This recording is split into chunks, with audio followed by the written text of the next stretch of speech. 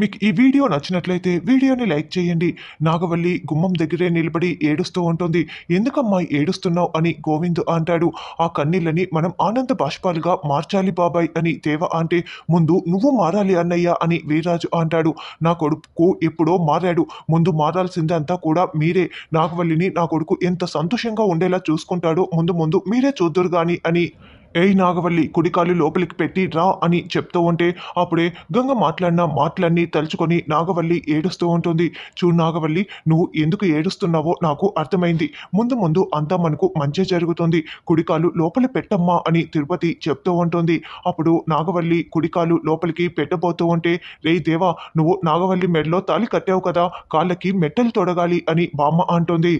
ఎందుకమ్మా, ఎవరు మెల్లో తాళి కట్టానో కూడా తెలుసుకోకుండా చూసుకోకుండా తాళి కట్టాడు. దేవా ఎందుకు తొడగడం? ఇదిగో తిరుపతి వదిన ఉంది కదా, వదిన నువ్వే తొడుగు బాగుంటుంది అని గోవిందు చెప్తూ ఉంటాడు. సరే తిరుపతి, ఇవిగో తీసుకో, నువ్వే తొడుగు అని బామ్మ మెట్టెల్ని ఇవ్వటంతో తిరుపతి గుమ్మం దగ్గరే నిలబడి ఉన్న నాగవల్లి కాళ్ళకి మెట్టెల్ని తొడుగుతూ ఉంటుంది. కాలు కింద పెడితే కందిపోకుండా చూసుకునే మీ అన్న ఎక్కడా? ఏ కీలుకో ఆ కీలు వీడ్చేసే పోలీస్గా ఉన్న నేనెక్కడా? నాకు గంగకి చాలా తేడా ఉంది అని దేవ మనసులో అనుకుంటూ ఉంటాడు. ఇంట్లోకి అడుగు పెట్టేటప్పుడు ఏడవకూడదు అని వరదరాజులు అనడంతో నాగవల్లి కన్నీళ్లు తుడుచుకొని కుడికాలు లోపలికి పెడుతుంది. ఇక వదిన, ఇంట్లో దీపం పెట్టు, ఇంట్లో కమ్ముకున్న చీకట్లు పోతాయి కదా, నాగవల్లి చేత దీపం పెట్టించు అని గోవిందు చెప్తారు. నాగవల్లి బామ్మ దగ్గర ఆశీర్వాదం తీసుకుంటుంది. పిల్ల పాపలతో సంతోషంగా ఉండు, మా వంశాన్ని ఉద్ధరించాలా, తిరుపతిలాగా మంచి పేరు తెచ్చుకోవాలా అని బామ్మ అంటుంది. చెడ్డ పేరైతే రానివ్వదులే అమ్మా అని వరదరాజులు అంటాడు.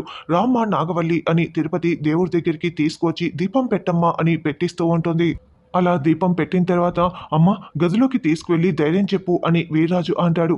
ఎవరేమన్నా కూడా పట్టించుకోవద్దు, నువ్వు ధైర్యంగా ఉండాలి, నీకు తోడుగా అండగా నేనుంటాను అని తిరుపతి ధైర్యం చెప్తూ ఉంటుంది. అమృత కుముద ఏడుస్తూ ఉంటే, ఏడవకండే, నాగవల్లి ఇప్పుడు ఎక్కడికి వెళ్ళింది, అత్తారింటికే కదా వెళ్ళింది, ఎందుకు అలా ఏడుస్తున్నారు అని శ్రీవల్లి కూడా ఏడుస్తూ ఉంటుంది. మాకు ధైర్యం చెప్తూ నువ్వెందుకు అక్క ఏడుస్తున్నావు, నీకేమైనా ఆనంద బాష్పాలు వస్తున్నాయా అని అమృత కుముద ప్రశ్నిస్తూ ఉంటారు. నా పెళ్లి షణ్ముగం గారితో చేయాలని నాగవల్లి ఎంతో ప్లాన్ చేసింది, కానీ నాకన్నా ముందుగా అలా పెళ్లి చేసుకుని వెళ్ళిపోయింది. గంగన్నయ్యని కాదని వెళ్ళిపోయినందుకు నాకు కూడా చాలా బాధగానే ఉంది, కానీ అత్తారింటికే కదా వెళ్ళిందని శ్రీవల్లి చెప్తూ ఉంటే అప్పుడే వీర్రాజు అక్కడికి వచ్చి, అవును నాగవల్లి వచ్చింది అత్తారింటికి, అది కూడా మా ఇంటికే, మీ ఇంట్లో ఉన్నంత సంతోషంగా మా ఇంట్లో ఉండదని నాకు కూడా తెలుసు, కానీ మీరందరూ ఇలా ఏడుస్తున్నారని నాగవల్లికి తెలిస్తే ఎంత బాధపడుతుందో తెలుసా అని వీర్రాజు చెప్తూ ఉంటాడు. నాగవల్లి అత్తారింటికి వచ్చినందుకు మాకేమీ బాధ లేదు, కానీ గంగన్నయ్యని కాదని వచ్చినందుకు మాకు చాలా బాధగా ఉంది అని శ్రీవల్లి అంటే, ఊరంతా కూడా మీ నాన్న తీర్పులు చెప్తారు కదా, కానీ ఇలా మోసం చేసి పెళ్లి చేసినా కూడా ఇదా మీరు చేస్తున్నది అంతా కూడా అని అమృత అంటుంది. అవును, మా దేవ అన్నయ్య చేసింది మోసమే, కానీ ఏం చేస్తాం చెప్పండి, అందరూ జనాలు కూడా అలాగే ఉన్నారు అని వీర్రాజు అంటాడు. దేవ అన్నయ్య నాగవల్లి మెల్లో తాళి కట్టినందుకు షణ్ముఖం వాళ్ళు పెళ్లిని పోస్ట్ పోన్ చేసుకుని ఉండొచ్చు, కాకపోతే నిదానంగా వస్తారు, నేను ధైర్యం చెప్పటానికే వచ్చాను అని వీర్రాజు అంటాడు. ఎవరు ఎవరి మీద ఎప్పుడు కత్తులు దూసుకుంటారో తెలియక పక్కింటి వాళ్ళు కూడా రావటానికి చాలా భయపడుతున్నారు, అలాంటిది షణ్ముఖం వాళ్ళు వస్తారన్న నమ్మకం కూడా లేదు నాకు అని శ్రీవల్లి అంటుంది. అలా మాట్లాడకు శ్రీవల్లి, తప్పకుండా వస్తారు, ధైర్యం చెప్పటానికే వచ్చాను, నన్ను కూడా మా ఇంట్లో వాళ్ళలాగా జమ చేయకండి అని వీరాజు అంటే, అలా జమ చేసే వాళ్ళమే అయితే ఇప్పటి వరకు నీతో ఇలా మాట్లాడడం కదా బావా అని అమృత అంటుంది. థ్యాంక్ యూ అని వీరాజు అంటాడు. తర్వాత నాగవల్లి గంగను తలుచుకొని చాలా ఏడుస్తూ కూర్చొని ఉంటుంది. అప్పుడే తిరుపతి అక్కడికి వచ్చి, చూడు నాగవల్లి, నీ బాధను నేను అర్థం చేసుకోగలను, ఏడవకు అని నచ్చ చెప్తూ ఉంటుంది. లేదత్తా, నేను గంగ అన్నయ్యని వదిలేసి వచ్చినందుకు నా గుండె ముక్కలైపోతుంది తెలుసా, నేను ఈ నిర్ణయం తీసుకున్నప్పుడు గంగ అన్నయ్య 2 అడుగులు వెనక్కి వేశాడు, అప్పుడు గంగ అన్నయ్య మాటలకి నేను ఎంత బాధపడ్డానో, అసలు గంగ అన్నయ్యని చెల్లెలని ఇంత బాధ పెట్టి వచ్చినందుకు నా గుండె ముక్కలైపోతోంది అని నాగవల్లి ఏడుస్తూ ఉంటుంది.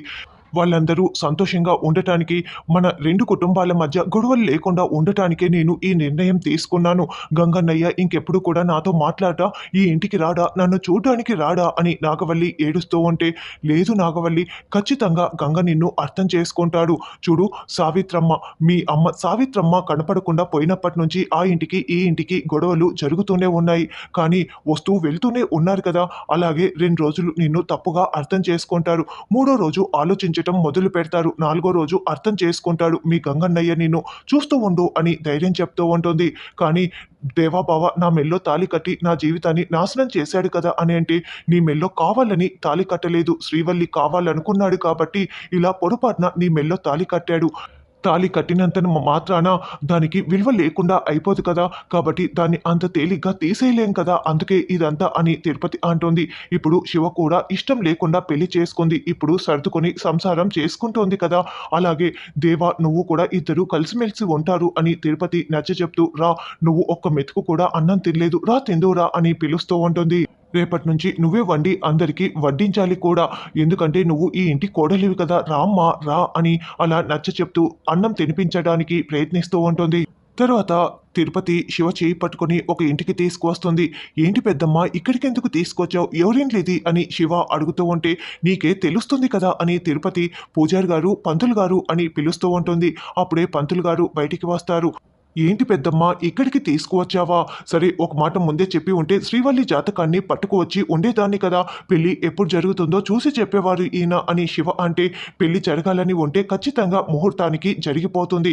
కానీ గ్రహబలం అడ్డు వస్తూ ఉంటే అరగంటలో కావలసిన పెళ్ళైనా కూడా 6 నెలలైనా జరగదు శివ అని తిరుపతి చెప్తూ ఉంటుంది. ఇంతకీ ఎందుకు తీసుకొచ్చావు పెద్దమ్మ ఇక్కడికి అని శివ అనడంతో, నాగవల్లి దేవాకి పెళ్లి జరిగిపోయింది కదా! శాంతి ముహూర్తం పెట్టండి పూజారి గారు అని తిరుపతి అనడంతో, పెద్దమ్మ నీకు మైండ్ ఏమైనా పోయిందా? అసలు నాగవల్లి ఇష్టం లేకుండా మెల్లో తాళి కట్టించుకుంది. దేవబావ అన్యాయంగా మోసంతో తాళి కట్టారు. ఇప్పుడు వాళ్ళ ఇద్దరిని ఒకటి చేయడానికి నువ్వు శాంతి ముహూర్తం అని చెప్తున్నావు. అసలు నువ్వేంటి పెద్దమ్మ ఇలా మాట్లాడుతున్నావు? ఇప్పటికీ కూడా నాగవల్లి తప్పైపోయింది అన్నయ్య. నేను ఇంటికి వస్తానంటే గంగబావ క్షమించేసి ఇంట్లోకి రానిచ్చుకుంటాడు. అటువంటిది నువ్వు శాంతి ముహూర్తం ఎందుకు పెట్టిస్తున్నావు అని శివ నిలదీస్తూ ఉంటుంది. ఏంటి శివ నువ్వు అలా మాట్లాడుతున్నావు? పెళ్లి అయిపోయిన తర్వాత కాపురం చేయకుండా ఎలా ఉంటారు?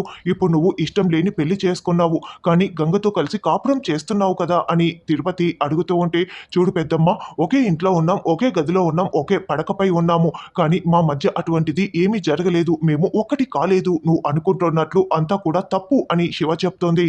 అవును మా కార్యానికి కూడా ఈ పంతులు గారే కదా ముహూర్తం పెట్టారు. కానీ ఏం జరిగిందో అర్థమవుతోందా అని శివ అనడంతో, శాంతి ముహూర్తం పెట్టేది భార్యాభర్తలు ఇరువురు జీవితాంతం కలిసిమెలిసి సుఖంగా ఉండటానికి. దానికి ఇరువురి అంగీకారం ముఖ్యం. కలిసి కాపురం చేయడం, ఒకరికి ఒకరు త్యాగం చేయడం ముఖ్యం. ఇంకా ఏమీ జరగలేదంటే ఇంకా ఏదో మంచి జరుగుతోందని అర్థం అని, మంచి జరగటానికే ఇది సంకేతమమ్మా అని పూజారి గారు చెప్తారు. అవును శివ, గంగ ఎంత మంచివాడు, చెల్లెళ్ళని ఎంత బాగా చూసుకుంటాడు. అటువంటిది భార్యని ఇంకెంత బాగా చూసుకుంటాడో నీకు అర్థం కావటం లేదు. నువ్వు అనాలే కానీ గంగ ప్రవాహంలో నువ్వు కొట్టుకుపోతావు తెలుసా? అంత బాగా చూసుకుంటాడు. ఆ మొబైల్లో గౌరికి జరిగిన అన్యాయం వీడియో గంగ ద్వారా బయటికి రాలేదని నువ్వు కోపం తెచ్చుకున్నావే కానీ, ఆ వీడియో కనుక గంగ చూసి ఉంటే ఈ పాటికి మూడో కన్ను తెరిచి ఉండేవాడు. అంత మంచివాడు గంగ, అర్థం చేసుకో అని తిరుపతి చెప్పటంతో, నా సంగతి సరే కానీ నాగవల్లికి మాత్రం నువ్వు శాంతి ముహూర్తం పెట్టొద్దని శివ అంటోంది. గంగబావకి ఈ విషయం తెలిస్తే చాలా కోపడతాడని శివ వెళ్ళిపోతుంది.